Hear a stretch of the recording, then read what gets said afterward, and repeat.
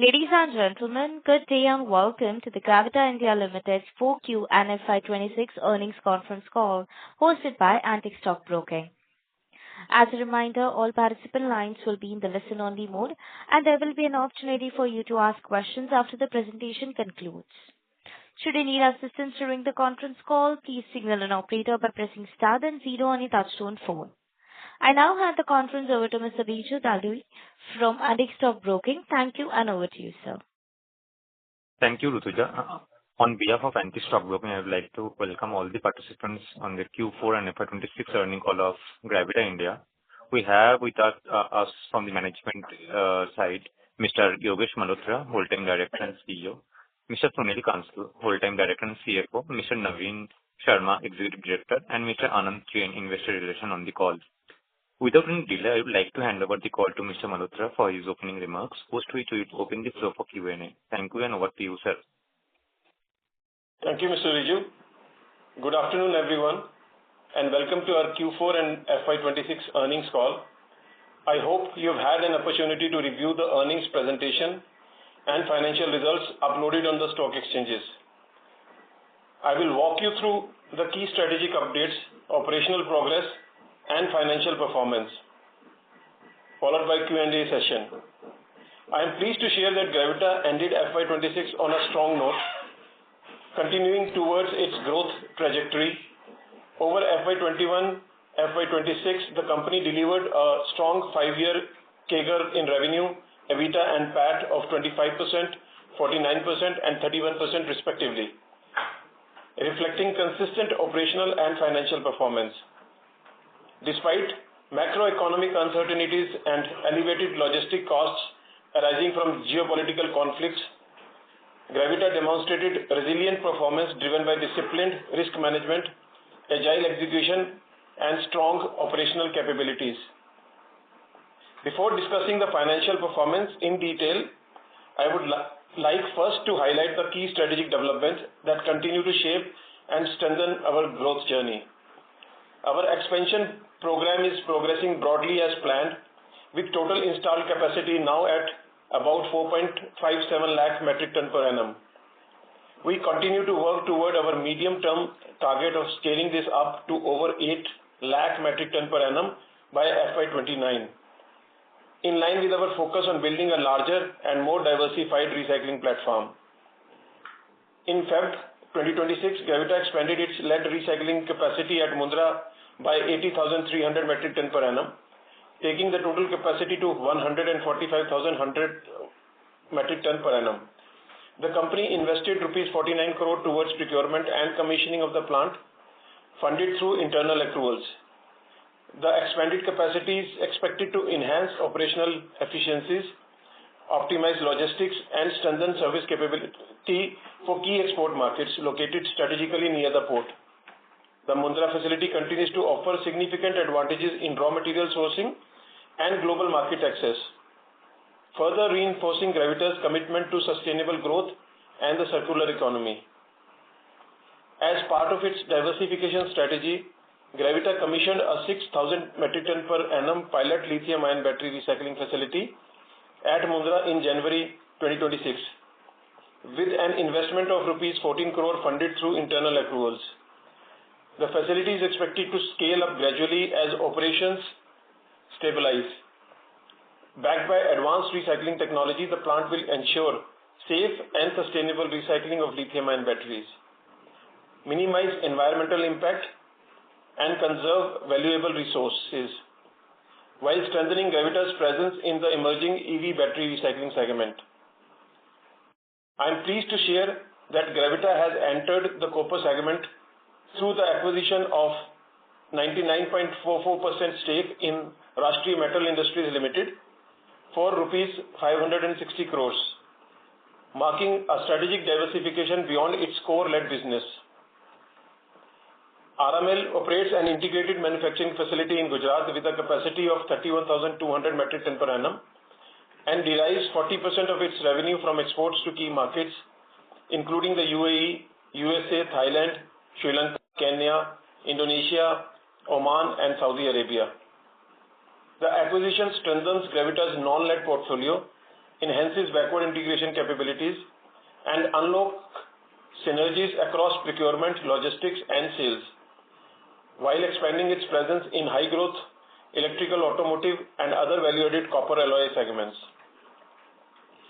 The company plans to establish a copper recycling facility in Mandvi, Gujarat, with an initial capacity of 29,400 metric ton per annum in phase 1 by incurring a Capex of rupees 160 crores approximately.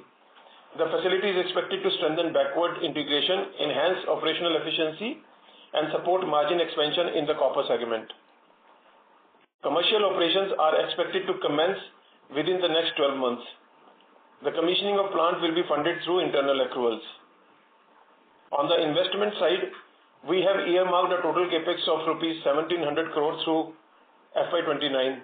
Of this, rupees 815 crore is being deployed towards strengthening and expanding our existing businesses, while the balance will support entry into new recycling verticals such as lithium ion, copper, and steel. During FY26, we incurred Capex of rupees 372 crores. Gravita has been assigned an ESG rating of 65 by NSE Sustainability Ratings and Analytics Limited, reflecting the company's strong commitment towards sustainable business practices, responsible growth, and long-term value creation. Coming to operational performance, in FY26, total volume increased by 5% to 56,208 metric ton per annum. The lead segment reported growth in sales of 7% to 48,889 metric ton per annum, driven by capacity additions and stabilization. On a quarterly basis, sales witnessed an increasing trend. On the other hand, the aluminium segment witnessed a declining trend in FY26 as well as on a quarterly basis, primarily due to the inability to hedge and a selective sales strategy. The volumes are expected to pick up once the hedging mechanism is live on MCX. Due to tightening government regulations and the ongoing transition from informal to formal sector, the industry is undergoing supply chain formalization and enhanced compliance-led sourcing in FY26. FY26 EBITDA per ton for lead, plastic, and aluminium stood at rupees 23,043 crores. Rupees 23,043 and 16,043 and 12,328 respectively. Moving to the consolidated financial results for FY26, revenue stood at rupees 4,265 crores, reflecting a Y-on-Y growth of 10%, driven by increased capacity utilization and operational efficiencies. Value-added products contributed 42% to the overall revenue, demonstrating steady progress towards Vision 2029, where the target is a 50% contribution from such offerings.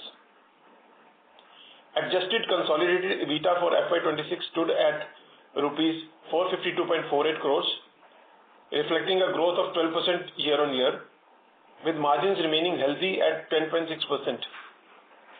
Consolidated PAT came at rupees 378.80 crores, registering a year-on-year growth of 21%, with PAT margins at 8.88%. Coming to the consolidated quarterly performance, revenue grew by 13% year-on-year and 15% quarter-on-quarter to rupees 1,172.76 crores. Adjusted EBITDA stood at rupees 112.91 crores, reflecting a growth of 4% year-on-year, with margins remaining strong at 9.63% plus, supported by operating efficiencies and an improved mix. PAT for the quarter came in at rupees 91.88 crores, with PAT margins remaining healthy at over 7.83%. Gravita is steadily progressing towards its Vision 2030, with a clear focus on scaling its core businesses and expanding into emerging segments such as copper, lithium-ion, rubber, and steel recycling. Backed by over 3 decades of recycling expertise, 14 eco-conscious manufacturing facilities, presence across 70-plus countries, strong stakeholder support, and robust capacity expansion plans, Gravita remains well-positioned for sustainable long-term growth driven by diversification, operational efficiencies, and value-added products. That's all from my end. I would now request to open the floor for questions and answers. Thank you, and over to you, moderator. Thank you very much. We will now begin the question and answer session. Anyone who wishes to ask a question may press star and one on the touchtone telephone. If you wish to remove yourself from the question queue, you may press star and two. Participants are requested to use handsets while asking a question. Ladies and gentlemen, we will wait for a moment while the question queue assembles.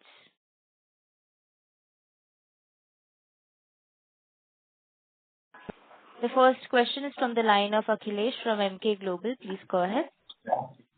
Yeah, thank you so much for the opportunity. So my first question is on the Capex. So our earlier Capex guidance was of around 1,200 crores over FY26 to 28. Now, since we have done RMIL acquisition and further expanding our recycling capacity, so what is our plan now? Are we planning to rationalize some of our lead capacity expansion, or how it is going to be because of this? Yes.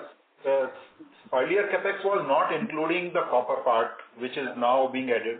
So that is one which is making us more Capex in next 4 years. So instead of 1,200 crores, we are planning to have bigger capacity in, especially in Sorry to copper. interrupt you, sir. May we request the participant to please mute themselves while management is answering your question? There is a lot of disturbance from your line, sir. Thank you very much, sir. You may please go ahead.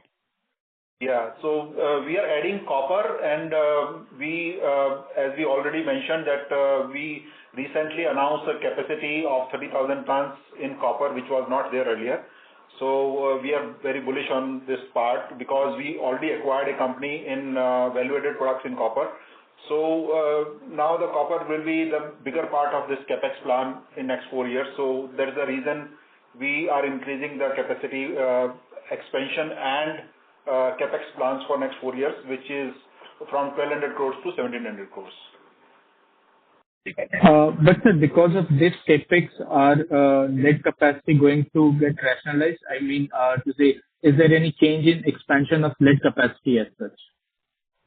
No, we are not changing the capacity of lead. So lead capacity will be as per plan because earlier the plan was to take this capacity to 700,000 tons. But now we are taking it to 800,000 tons. So the additional capacity is coming up in copper, which is taking a more capacity. आप जिस व्यक्ति से बात कर रहे हैं, उन्होंने आपके call. Can we get the commissioning timeline of that 45,000 tons of lead capacity addition, which was about to happen in Q4 itself? It is going to happen in this Q1 only, in Jaipur. Any estimated timeline, like end of Q1 or something? So we have already installed the capacities. We are just waiting for the government approvals, which can come anywhere, probably in the first half of this quarter only. Okay. And sir, my last question, what has caused the decline in absolute EBITDA in Q4 despite the copper segment addition in the baseline revenue and EBITDA both? And how do we see the impact of West Asia in Q1 also? So copper did not have any impact in Q4 in the sense that we only took it over in March itself. So only a very small impact in the EBITDA came from copper, minuscule part came from copper. But as far as the overall EBITDA reduction is concerned, I mean, a lot of our material goes to the Middle East, around 10% to 12% of the total sales, and most of these products that we sell to the Middle East are value-added products. So because of this disruption, we could not sell that material to Middle East, and therefore the value-added content or value-added products that we used to sell went down, and therefore the EBITDA per ton also came down to some extent. And also the inward logistic cost went up, and therefore the overall material cost has also gone up. So that has also impacted to some extent the EBITDA margins. Sorry to interrupt. May I request Mr. Akhilesh to please rejoin the queue, sir? We have There is a small follow-up on this itself.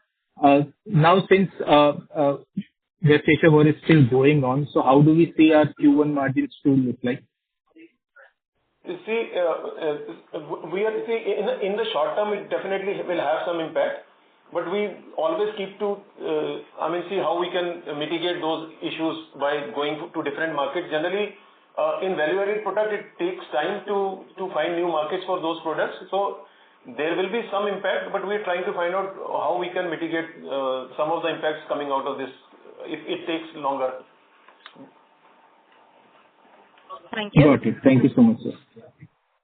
Participants, in order to ensure that the management is able to address questions from all participants, we request you to please limit your question to 2 per participant. If you have a follow-up question, you may rejoin the queue. The next question is from the line of Vijay Kumar Rai from Kamakhya. Please go ahead. Hi, sir. Congratulations on great set of numbers. I have 2 questions. So can you briefly outline your strategy in the copper business? Are we trying to launch more value add-on products, or are we focusing on the existing products that we have got through the acquisition? And what are the synergies that we'll get with our lead acid business and copper business? And will this lead to an elongated working capital cycle? Yeah. So basically, there are already quite a few value-added products in our kitty now with RMIL. So in the initial phase, we would try to consolidate whatever markets or whatever products we are having, and at the same time do some backward integration by putting up a copper recycling plant at Mundra, which will be commissioned within the next 12 months. So that will add on some value in terms of, and of course there will be some synergies in sales also, apart from procurement that we talk about. So that will improve the margins going forward. So that will be the first phase. In the second phase, when we increase the capacities further in copper, then we will look at other value-added products also, apart from whatever we are making right now at RMIL. Okay, sir. And then you also mentioned rubber. Working capital days will not be impacted. Working capital days would not be impacted because, it's a backward integration only. So overall, EBITDA margins would increase, but the working capital range would remain similar. Okay, sir. And then you also mentioned rubber and steel recycling in the future. So do we have any plans out for that yet? Would we do an inorganic acquisition, or would we try to set up the capacity on our own? So steel is not going to come anytime soon because we are now looking at copper and then other products also. But tire, we have already acquired a company in Romania, and in India also we have started putting up a capacity for rubber, and that would be coming up in H1 this year. So the rubber capacity would come up in H1 this year. So steel is more of a long-term plan? So this is, definitely. So this is just the first capacity as far as rubber is concerned, and that is also in the first phase only. And the total capacity that we are planning for rubber is around 30,000 tons. That would come up in Q1 or Q2 this year. But apart, we would then increase the capacity. First of all, in Mundra itself, we'll increase the capacity from 30,000 tons in the next phases, and then we'll set up other rubber plants in other regions in India also. And we are also planning to increase capacity in Romania, where we already have a plant next year. Okay. So steel is more of a long-term plan. We'll see this after maybe 2 years or 3 years down the line once we have scaled our existing businesses. It all depends on how fast we stabilize the existing Capex that we've done. Steel is under consideration at all times, but the only thing is that we are having our hands full right now with copper, rubber, and lithium-ion expansion plans, and of course our existing lead expansion plans. So that is why we put steel on the back burner right now. Okay. Sure, sir. Thank you, sir. I'll join back the queue. Thank you. The next question is from the line of Nirvana Laha from Badrinath Holdings. Please go ahead. Hi, good morning, sir. Thank you for the opportunity. My first question is on RMIL. So what is the current capacity utilization there, and what kind of growth are you expecting there in FY27, 28, and which areas do you think the growth will come from? So current capacity utilization is around 50%, and we would want to take it to around 60 to 65% in the next year itself. Going forward, by the end of the 2 to 3 year period, we would take it to, we are also planning to have to go for expansion in the existing plant. So would take this current capacity to almost double the current capacity from 30,000 ton to around 60,000 ton in the next 3 years. But the overall capacity utilization at that point in time would also remain at around 60 to 65%. Okay, sir. And the current product profile is, I understand there are some supplies to defense, etc. If you can help us understand what is the current product profile and where do you see it going from here in the next 3 years? So in the current, we are making copper sheets, brass cups, copper foils, and other similar products that either go to these electric and electronics industries, coinage industry, ammunition industry, etc. So in the next 2 to 3 years, we are only going to consolidate the current markets, only the existing markets, probably increase the product range in the existing markets only.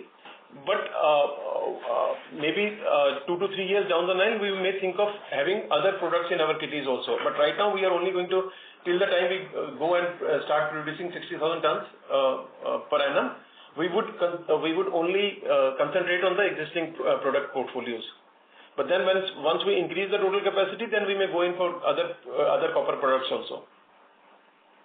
Sure. So the copper recycling that you're setting up, what is the plan there? Is that like backward integration for RMIL? Are you going to supply captively to RMIL or are you planning to sell in the market? So both. A major part would go into RMIL only. But then if there is opportunity, because we will keep on increasing the capacity at that end also, at the backward integration part also. So if there are opportunities to sell it to other companies also, we would also be open to that. But major chunk of it would go to RMIL as backward integration. So then what are the current gross margins there at RMIL and how much bump do you think this backward integration will get you? So currently on a sustainable basis, we are getting around 45,000 rupees per ton. And going forward, I think if we do the backward integration, it would go up to 65 to 70,000 tons, 70,000 rupees per ton in future. Sorry to interrupt, Mr. Laha, may we please request you to rejoin the queue? This is just a clarification on the answer that he's providing. Please allow me to complete this. So this you are mentioning, sir, is the EBITDA per ton, is it? Yes. And the realization that tracks copper broadly, so if we track copper prices, RMIL realization broadly tracks that. Is that the correct understanding? Sorry, can you come again? So the realizations for the products that RMIL makes, because I understand there are some alloyed products also, if we have to understand how the realization go, if we track copper the realization prices, is a mix of all the products. Yeah, so the realization is the mix of all the products that they are selling. So there are part copper and part brass. But overall, when we talk about the EBITDA per ton is based on the mix of the current products that they are selling. Okay, sir. I'll come back in the line. Thank you. Sure. Thanks. Thank you. The next question is from the line of Adesh Gosalia from Spark Capital. Please go ahead. Yeah, hello. Am I audible? Yeah, please. Yeah. So my first question was on the outlook on the working capital. So if you can just provide some outlook on for FY27's working capital scenario, what you are seeing with the new product lines coming up and the expansion that is happening. So. Yeah. So current working capital was for this year, including the copper part, was around 90 days, which was slightly higher because we kept some more inventory considering the upcoming capacity at Jaipur and Mundra. So that was the reason. But going forward, we see it with the copper business coming in, and copper business, since that will be more imported one, so it should be close to 85 to 90 days going forward. Okay, so more or less in the similar range, because 90 days was in FY26. So is my understanding correct? Yeah. If we don't consider copper, it should be lower. But since the copper is mostly imported one, So that's the reason the working capital will be again back to 85-90 days. Okay. Okay, got it. So, if you can share some outlook and the volume numbers of quarter for Q4, like we are expanding so much in quarter, so do we have some significant interest from certain OEMs or some confirmed orders or something like that? If you can just give a picture on those in those lines. Are you talking about RMAL or the entire group? Entire group, like the current capacity is coming up, so I think on both the lines would give a better picture. Yeah. So actually, it's very difficult right now to say anything about Q1 because, on one hand, we have expanded at some capacities, which is going to give us some benefit in the quarter. And of course, RMAL would be the first quarter that would start showing its complete result. But at the same time, there are disruptions in logistic cost also, and to some extent, we are not being able to sell products or maybe bring raw material from the Middle East, which is a major contributor in terms of both the value-added content sales also and raw material also. So that will have some negative impact going forward. But overall, in this year, we are very confident of, and in the next 3 years, we are very confident of getting a CAGR of 25%, 20 to 25% in volume terms, consistently over the next 3 years. Okay. Okay. And the volume numbers we saw in Q4 for copper? So volume numbers, so overall, we are planning to grow at around 40 to 50% in copper in this year. So it will be in the similar range over last year in copper also. Okay. Okay. And just one data keeping question on the steady state tax rate that we will have. Tax rate. Okay. So tax rate for last year, it was around 15%. But since the business which is coming up, like RMI and copper business, which is mostly in India, and Indian tax rate is close to 25%. So blended tax rate for going forward should be in the range of 17 to 18%. Okay. Okay. Thank you. That's it from my end. I will join back in the queue.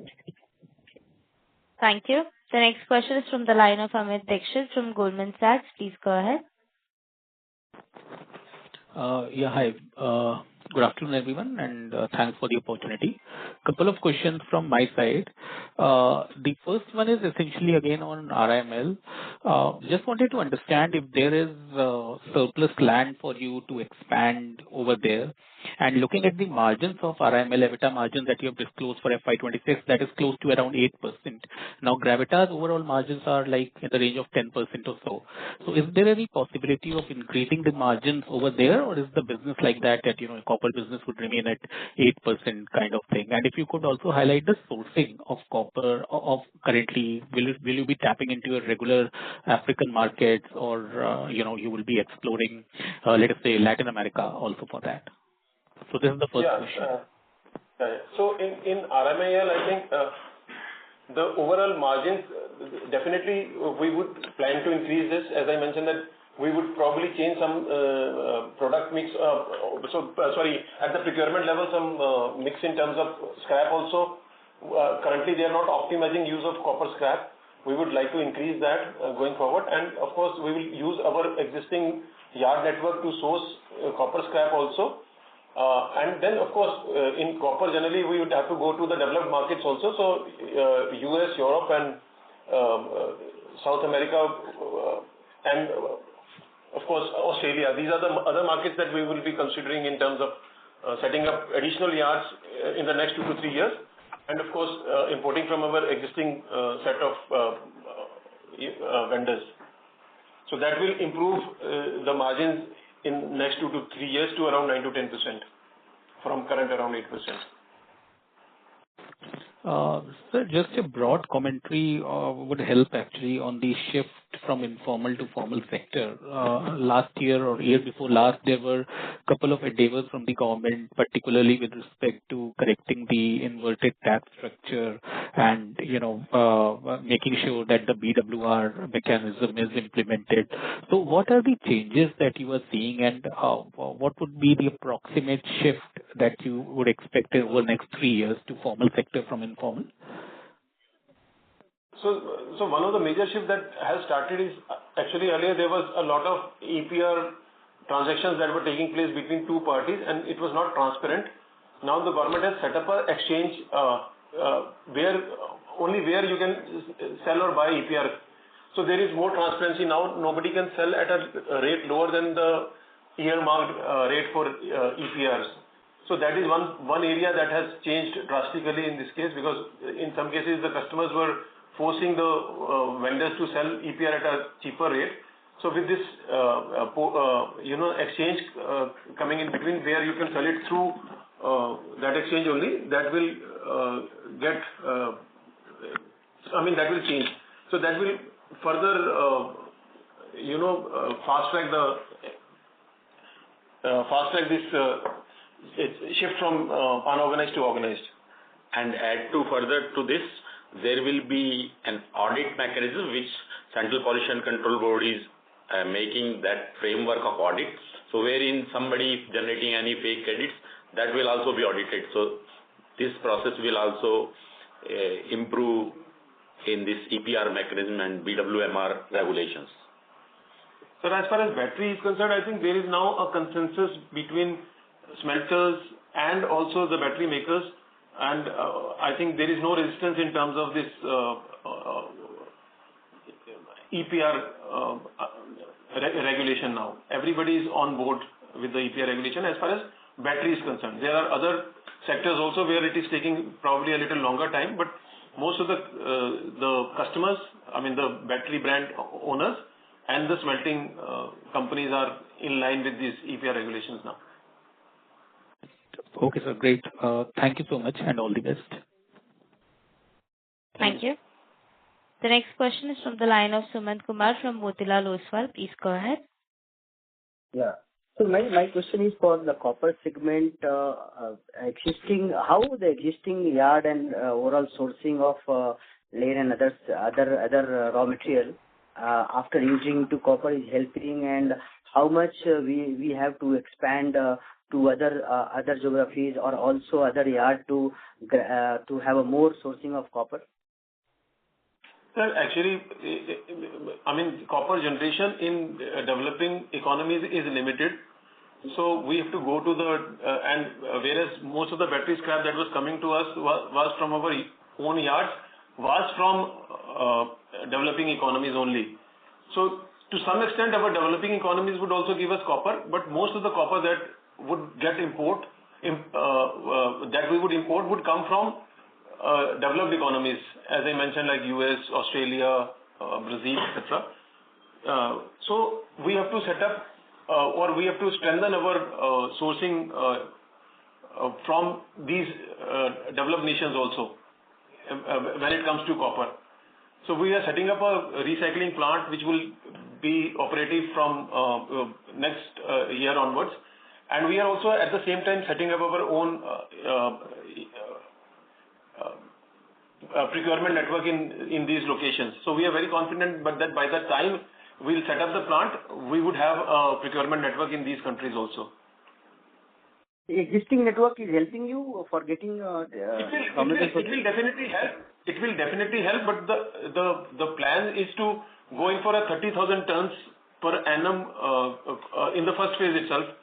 So we would need to have other sources for copper also, which would majorly come from developed nations only. It's not that we do not have our own procurement network in these nations, in these countries. We have a lot of our batteries come from US currently. So we would use that network to source copper. But then we would have to expand that network even further. Last question. After consolidation of RMIL, I understand RMIL EBITDA per kg is higher, but working capital, I think, is also higher. So is it correct assumption, your margin profile of the company is going to improve but your working capital is also going to increase. So margin profile in terms of percentage would not improve. In terms of absolute, it would improve per ton, if you talk about. And yeah, definitely because we would be importing a lot of copper from overseas locations, then definitely the working capital would increase.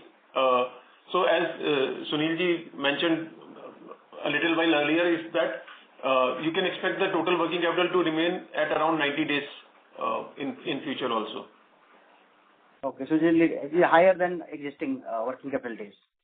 Existing also it's 90 days. So with the copper, because we were holding additional inventories for in the lead also, we were holding some additional inventories, and that's the reason the whole year was 90 days for us in the last year. So and going forward also, it should be in the range of 85 to 90 days, considering copper coming in. Oh, thank you so much. Thank you. The next question is from the line of Vikas Singh from ICICI Securities. Please go ahead. Good afternoon, sir, and thank you for the opportunity. So I just wanted to understand our capital allocation in terms of that 1,700 crore. If you can bifurcate it on a year-wise, and given the copper would require a huge absolute working capital, how should we look at the debt? Yeah, so definitely the year-wise, if you see, the breakup is close to 600 crores for next year and 700 odd crores in the FY28, and then around 400 crores for FY29. So this is a broad breakup of 1,700 crores, and definitely this 1,700 crores will be funded from internal accruals. We can easily fund this 1,700 crores, but definitely we need more capital for working capital, which will be taken from some debt, working capital debt. But we won't consider this working capital debt as debt, because we keep our hedging mechanism in place, and all the inventories, which is a major part of this working capital, is always hedged inventory, and we don't see any risk. And metal is as good as liquid cash. So the idea is to keep this inventory in the form of metal and take some debt on that. Noted, sir. So, but still we didn't get the the clarity on what kind of debt increase we can expect in the next 12 to 15 months because of these endeavors. So debt should be working capital debt of around 800 to 900 crores after the copper coming in. Once the copper business starting, say next year, so that time we should be peak debt should be close to 800. Currently we are 118 crore of net debt we are having, and which will go up by 600 to 700 crores, 700 crores approximately. Noted, sir. Sir, my second question regards to copper only. Unlike lead, we don't have that kind of already established a sourcing system or a geographical advantage. So just wanted to understand, given some of the competitors are also adding sharp capacities in this segment, and you will predominantly depending on the imports. So have we already tied up with few people to get this, or how should we look at from which geography we think that we would be able to source everything in terms of copper? Yeah. So sir, in copper there are two things. I mean, if you buy from aggregators, I mean that is true with any metal or any scrap. Is that if you buy from aggregator and then you make normal probably rod of copper and sell it to the market, you would not have any profits. But here now we have this RMIL where we are making value-added products. So we are thinking of copper as a backward integration to that facility. Definitely our own procurement network is going to help. It's not that it's not going to help. We already have material coming from countries from where copper is also coming. We have our representatives there in some of these countries. We have our own yards also in some of these countries. Earlier we were not buying copper from those vendors or in those yards. Now we would start buying copper also from those yards. So definitely there is going to be synergy in terms of reducing cost And there is where we are a little different from our competitors. So on one hand, we would have some benefit in terms of going to the last mile and collecting copper scrap. At the same time, because of the value addition also, we would get some delta in terms of the overall realization of from copper. So if you look at the overall margin, that we believe is going to be better than some of our competitors who are just selling basic copper products and are buying from aggregators. Noted, sir. So any synergy benefit which you want to point out in terms of percentage or figures? So currently, as I mentioned, that the RMIL, if they're buying, RMIL is having a total EBITDA per ton of around 45,000 per ton, and we are expecting it to go up to around 65,000 per ton by the time our new recycling unit comes up in the next 2 years. Noted, sir. That's all from my side. Thank you and all the best for future. Thank you. The next question is from the line of Shrenik Mehta from Indo-Alps Wealth. Please go ahead. Hi. My question was about the overall aluminum EBITDA, which has fallen on a per metric ton basis from almost 23,000 per ton to 17,700, 23% decline. And plastics have also fallen from 20,300 to 9,800, almost half. Given that you have this vision of 2030 where non-lead business would be almost 35 to 40% of the overall business, can you decompose how much margin compression is attributable in this case to one, the LME-linked input cost pass-through lag, and second, through the capacity ramp-up absorption at Mundra and recently commissioned plants, and third, the structural pricing pressure from competition or end market weakness? And which of these do you expect that will reverse in the first half of FY27? So I think we have always mentioned that the per ton EBITDA from aluminum is going to be around 14 to 15 rupees per kg, and that has been true for the entire year. In fact, there has been some increase in last quarter because of sudden increase in aluminum prices. But on a sustainable basis, we have always said that it's going to be around 14 to 15 rupees per kg. And for the entire year, because of copper pricing going up, it has been around 16 rupees per kg in aluminum, right? So it's not correct to say that the margins have been decreasing. The margins are still over and above the guidance that we have given. But because there is no hedging mechanism, then you can see some shifts in realization or EBITDA margins going forward also. But on a sustainable basis, 14 to 15 rupees can be expected. And definitely, because when we set up our own plant in India, the working capital cycle increases, and therefore the necessity to have a hedging mechanism is very important. So therefore, we are waiting for this approval from MCX or MCX starting a contract on aluminium before we scale it up in India. As far as plastic is concerned, I've mentioned it many times earlier also that it will take some time. And it's also consistent. If you look at FY25 last year versus this year, there has been some increase in EBITDA per ton from around 10 rupees to around 12 rupees this year.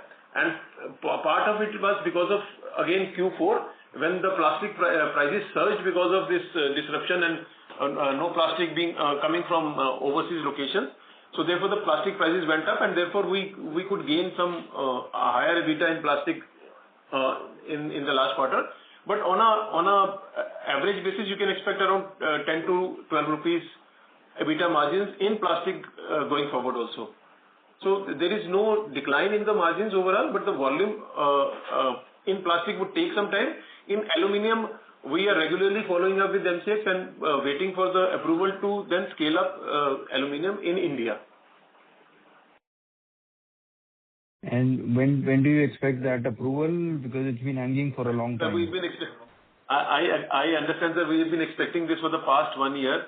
I can say that we can get it in Q1 next year also, but unfortunately, it's very difficult to predict because everything is there. I mean, there is nothing that is left now. The approvals are already there. M6 has already made that contract, but they are not releasing those contracts. So I think it can happen anytime. Okay. Thank you. Thank you. The next question is from the line of Ashish Kejriwal from Nuvama Institutional Equities. Please go ahead. Yeah, hi. Thanks for the opportunity. So two quick questions. One, you already mentioned about your sustainable EBITDA per ton guidance for aluminum plastic. Is it possible to share that same for lead, copper, and rubber? Yeah, so lead again is around 19 to 20 rupees per kg, and copper currently is around 45 rupees per kg. But once we start our recycling facility, it would go up to 60 to 65 rupees per kg. Rubber? So rubber, it would be around 7 to 8 rupees per kg. So, sir, here, when you are talking about lead 19 to 20, you are considering the effect of this Middle East crisis also into that? Or this is not? This is on a sustainable basis, without any crisis or without any arbitrage opportunities. I mean, if you look at last year, we've had some opportunities of arbitrage where we increased our EBITDA per ton to around 22 rupees. But on a sustainable basis, I mean, when there is no arbitrage opportunity and there is no disruption, then it is 19 to 20 rupees. But if any of these two can change the lead margin, but that would only be temporary, not a permanent shift. So on a permanent basis, 19 to 20 rupees is achievable. And then as we become bigger and as our share of value-added product goes up, you can see some improvements in the next couple of years. Understood. So that means Q1 one can expect at a lower end of the guidance in terms of EBITDA per ton at least. Yes, you can say that because there are certain disruptions that are taking place, but at the same time we are looking at other avenues so that we can compensate some of that effect. So we are still, trying to find out what would be the exact Understood, sir. guidance for this in the next quarter. Okay. Second question is, sir, out of this 850 crore Capex, which you are doing for copper, steel and others, how much is for copper? Because what we understand is that, lead was our bread and butter, and then we tried to do it aluminum, plastic, rubber, but unfortunately for last 4-5 years, nothing major happened over there. Now copper comes to our kitty and that we will be focusing. Yeah. Okay. Out of this total capex of 1,700 crores, which we plan for next 3 years, the capex for copper is approximately 700 crores. Okay. So in this 700 crore, how much capacity we are building in, including the integrated or backward integration also? So yet to be planned because we are doing some capex for value-added products also, and at the same time for raw, basic recycling also.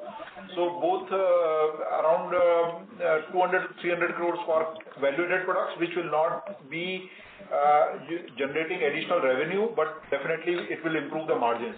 But additional 300 to 400 to 500 crores for increasing the capacity of basic products. So that's what I'm trying to ask, sir. So suppose, in next 3 or 4 years, we complete this 700 crore capex on copper, and we have a capacity of 30,000, which you are saying we can double it to 60,000. So 60,000 again can go upward or not in this, which is included in this copper capex. I'm trying to look at what kind of EBITDA we can generate once you do the entire 700 capex and up and running in maybe 4 years down the line. So, in the next 2 years, the capacity would be around 60,000 tons only, 2 to 3 years. Okay. But then, when we increase our recycling capacities further, then part of it would go to RMIL, and the balance part we are planning to probably go into some other value-added products or some other products, and therefore the total capacity would be around 100,000 tons by FY29. Okay. So 100,000 tons, 65 to 70,000 rupees per ton, EBITDA one can expect from there? EBITDA. Yeah, Okay. 65%. That's great, sir. Thank you and all the best, sir. Thank you. Thank you. The next question is from the line of Sumangal Nevatia from Kotak Securities. Please go ahead. Yeah, good afternoon. Thanks for the chance. Sir, roughly, now just continuing on the copper topic, what sort of working capital are we looking at, say, in next 3 to 4 years? Is it roughly around 1,200 odd crores? So basically, the working capital cycle for copper is going to be around 90 days. So in that sense, whatever, if we calculate it for 30,000 tons capacity at 70%, yes, it should be close to 1,000 crores. Okay. Sir, just, if you put in that 700 odd crores of Capex, 1,200 odd crores of working capital, and the EBITDA margin and some decent utilization of 60,000 tons capacity, our calculation is suggesting not more than 11-12% ROC. So just want to know what is our sense of the entire copper division return profile? No, basically, as we said, this recycling facility is the backward integration of our existing facility in copper, like we took over this RMIL. So if you consolidate both the businesses together, overall the margin profile will be better and ROC should be in the range of 20% plus. Okay. So what margin profile? Yeah, with backward integration, we're taking around 60-65 rupees per kg. Is that fair, or will be better than that also on backward integrated capacity? So this will be 65 will be on the basis of current 45 of RMIL, considering 45K of RMIL current. So there will be some upside on that also in future, and with integration it will further improve. So we are going beyond 65 over a period of 2 to 3 years down the line. Okay, understood. So my second question is on the lead division. So generally, as per our expectation, how have been the entire enforcement of the EPR norms, and are we seeing any penalties being imposed? Because given all the policy tailwinds also in the last few years, our volume growth has been almost in the lead division has just been around 15% CAGR, which has been much weaker than what we were expecting or guiding. So what has been the key disappointment here, and how do we see this changing? Yes, as I mentioned earlier, that there are a few changes which are going to happen on this EPR portal. One, the trading will be happening through MSTC, which will be an independent trading portal. And second, the audit mechanism is also evolving, wherein the people who are providing EPR will be audited by Central Pollution Control Board. So this will create a higher value realization of EPR credits, and later these script may become as a part of carbon credit also. So there will be more transparency coming in this area. And parallelly, the reverse charge mechanism and TDS on particularly battery scrap is under discussions, and the next GST Council meeting, it may be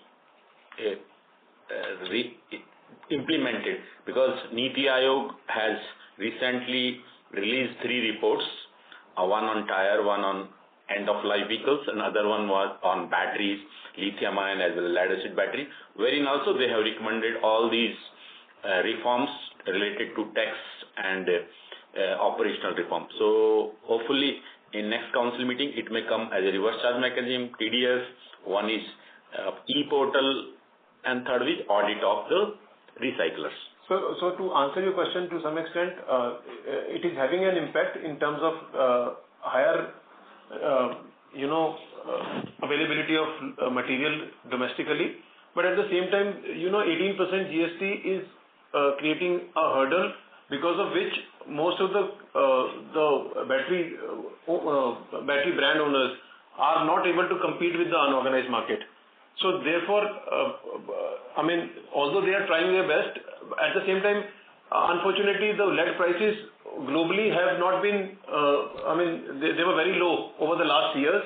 So the difference between domestic lead and overseas lead was very high. So that also created some problem in terms of battery manufacturers to go and collect batteries from domestic market. But once this reverse charge mechanism will come, that 18% benefit that this unorganized sector gets goes away, then it will probably go very fast. But otherwise also, if the arbitrage opportunity which is currently available in domestic market vis-a-vis the LME or the global markets comes down, then also the collection would be much faster. Got it. If I can just squeeze in one more question, can we get volume guidance for FY27 across divisions? So volume plan is like same 20 to 25% growth and in additional growth, slightly additional growth because we missed some volumes in the last year. So we are expecting slightly more than this in the FY27. Got it. Thank you and all the best, sir. Yeah.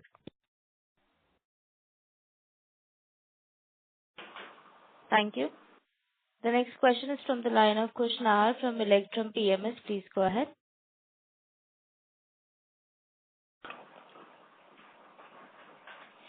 Yeah, please. Kush Nahar, please go ahead with the question. Your line is unmuted.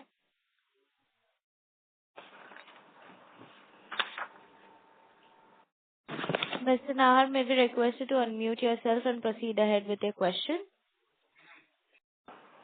As there is no response, we'll move to the next question, which is from the line of Nishita from Sapphire Capital. Please go ahead. Yes. Hello. Am I audible? Hi. Yes. Yeah. So I had a question on the lithium-ion battery plant that we put up of 6,000 MTPA. So we commissioned that in Q4. So what is the revenue potential from that plant? As we mentioned earlier also, that lithium-ion battery is just a pilot project where we are trying to understand the technology. It's only the first part of the overall lithium-ion plant that we have established, and that is still black mass. So currently we are putting up the second part where we would be refining and extracting lithium and other minerals from this plant. That is still to come. So we are not expecting any major revenue in this year from lithium-ion battery recycling. But in the next 2 to 3 years, you can see some volumes coming, but we are not considering any volume from lithium-ion batteries in the next till our FY29 guidance. If something comes, that would be over and above the guidance. Okay, understood. And like the backward integration of recycling for copper, the recycling plant that you are doing, what will be the capacity of that recycling plant? The total capacity for this plant is the phase 1 will be 29,400 tons per annum. Okay, and what will be the total capacity after all the phases are done? As we mentioned that over a period of 2 to 3 years, we are planning to take this capacity to 100,000 tons plus. That is 100,000 tons plus. Okay, understood. And so we are under a very high growth phase right now with all of our capacity expansion. So once all of the capacity expansion is done, what at the maximum utilization with all the capacities commissioned, what is the revenue potential that we see? So as I mentioned earlier, that the total you can expect a volume of around 800,000 tons by FY29. In terms of volume. And I'm sorry, that is the total capacity, and you can expect around 60 to 65% utilization of those capacities, which would come to around 500,000 tons 500,000 tons by FY29. Okay. And the EBITDA per ton will be more or less stay the same that you mentioned earlier? So segment-wise EBITDA guidance we've already given, and it would remain on similar levels only. Okay. Okay. Understood. Thank you so much. All the best. Thank you. The next question is from the line of Aniket Madhwani from Step Trade Capital. Please go ahead.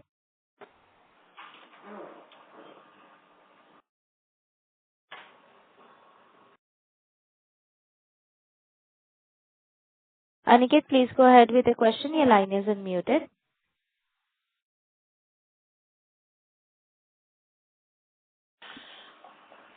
As there is no response, we'll move to the next question, which is from the line of Sahil Garg from CCV Fund. Please go ahead. Hi, good afternoon, sir. Am I audible? Yes. Hello? Yes, you are. Please go ahead. Sir, may I know what was the reason for promoter offloading their stake in the open market during last 12 months?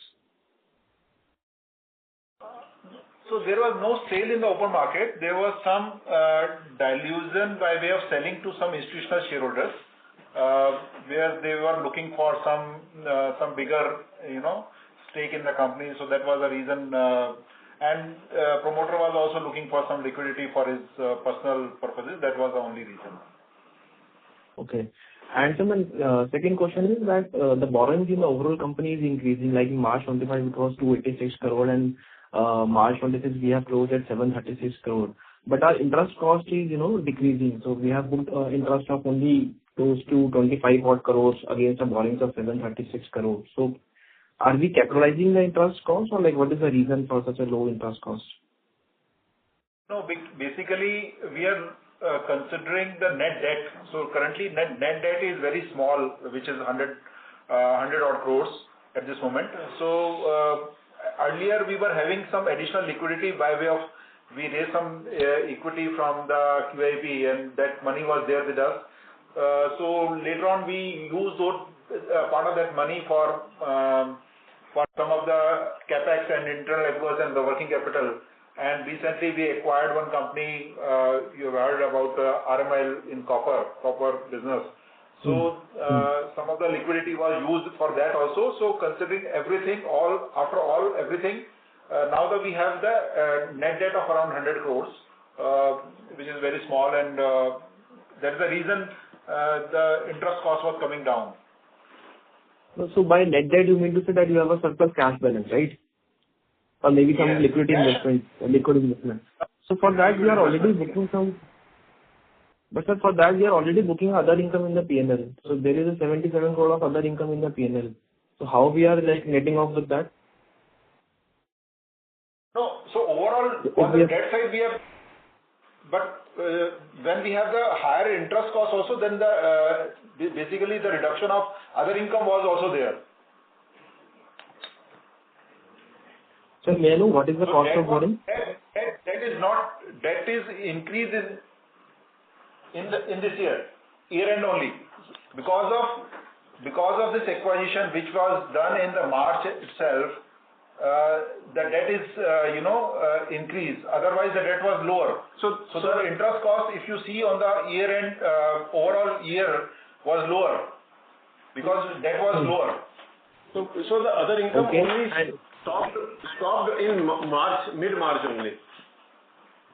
Okay, so what would be the tentative interest cost for FY27 based on the current debt of 736 odd crores? So interest will be in the similar range, whatever we are doing around 4 odd crores for a quarter. So that 4 to 5 crores will be the interest cost for this year. Till the time we start the copper recycling business, which is the bigger part of the working capital. So once that is started, so we start some increase in the debt for working capital. Otherwise, till the time we don't start that recycling business in copper, the working capital debt will be similar.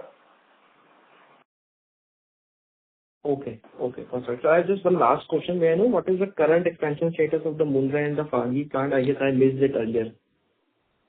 So Mundra has already been commissioned, and Phagi you can expect in Q1.